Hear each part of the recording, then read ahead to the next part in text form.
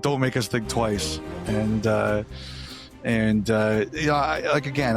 he's going to sign. I just don't know the term. I'm not, honestly. I think I've been around long enough to know when there's fear of losing someone.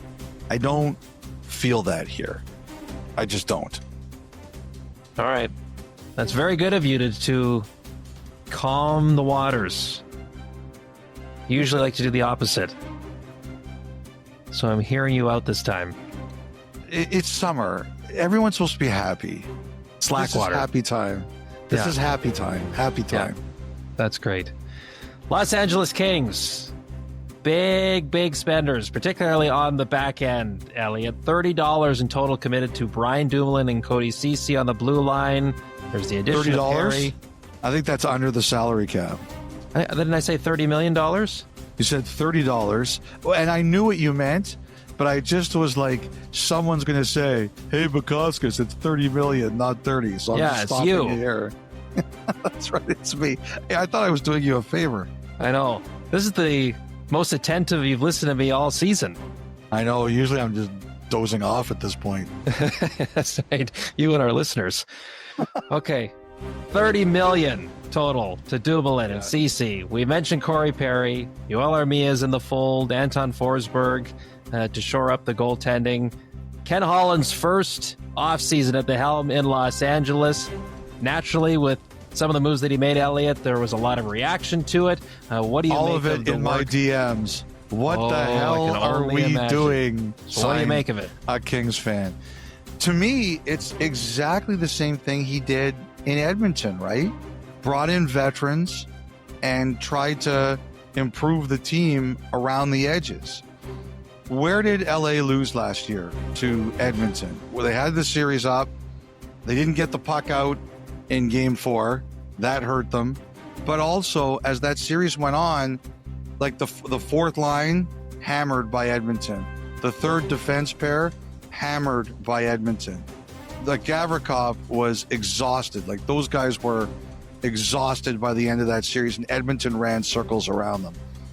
That's what I think. Whether you agree or not with Holland's plan, this is what I think he was trying to do, is say, okay, I'm going to make my third pair Ceci and Dumoulin. I'm going to put Perry and Armia on the fourth line, and that's going to strengthen my fourth line. And I understand all of that. In Edmonton, people saw some of these moves and they were like, what on earth? And they turned out to be good moves. Now, they don't have McDavid and Draisaitl. They have some really talented players, but they don't have McDavid and Draisaitl. But I think that's the way Holland looks at it, is I'm going to try to fix it around the edges. Now, in a vacuum, I don't see a problem with Ceci and Dumoulin as your third pair. The thing that concerns me is your D has a lot of wear and tear on it. Ceci's a veteran. Dumoulin's a veteran. Like, it was funny, like someone said to me before free agency, give me one guy you guarantee is going to sign somewhere. And I said, Cody Ceci, LA. That is my $1 billion lock. And it's too bad I didn't bet $1 billion on it, because I wouldn't have to do this tonight. But like that saved all of us. And Dumoulin, someone told me you would not believe how many teams were in on this guy. Like, he's a respected guy. He's a good player. He's filled in very well in a couple of different places over the past few years. I heard there was a ton of interest in him, which is why he got the contract. He got, kind of like we were talking about with Jeannot in Boston. But the thing is, like, Joel Edmondson, I got all the time in the world for that guy. He's been hurt a lot. And Drew Doughty, and last year's injury was a fluke. You can't really say he's injury prone or anything like that.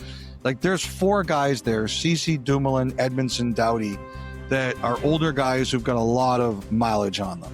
Now, it doesn't mean they're not effective players, but that would make me nervous. I understand why people would look at that and be a little bit nervous about, will the group hold up? I think this is a massive year for Brandt Clark. They traded Jordan Spence. I know some of the Kings fans weren't happy with the return. Someone said, I said, what would you have felt would have been acceptable? They're like, Batherson. I was like, come on, guys, you're not getting Batherson for Jordan Spence. Like, Let's be realistic here. But they just felt they weren't happy with the return. Clark, this is a huge year for him. I think this is a motivated player to take a step.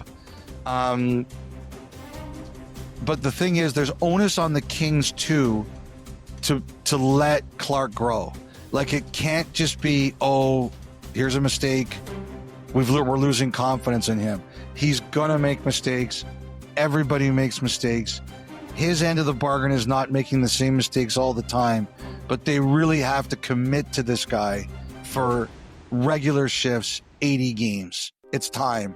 Like, you look at what's around him on the blue line, you need him to get a shot to get to his full potential. You have to do this now.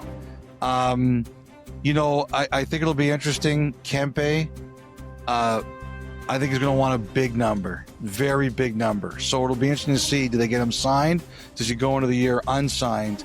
And, you know, Gavrikov, they tried to do a sign and trade with the Rangers, fell apart, obviously didn't happen. Like, it makes me wonder if LA ever really had a chance to re-sign him, or he was just determined to go to the Rangers. I don't really know, but he's a big loss for them. Like, I think he's a great player. I think that's a big loss.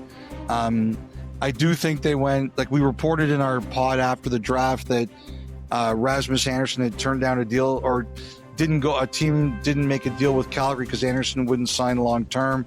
I think that was LA, as has now been reported. I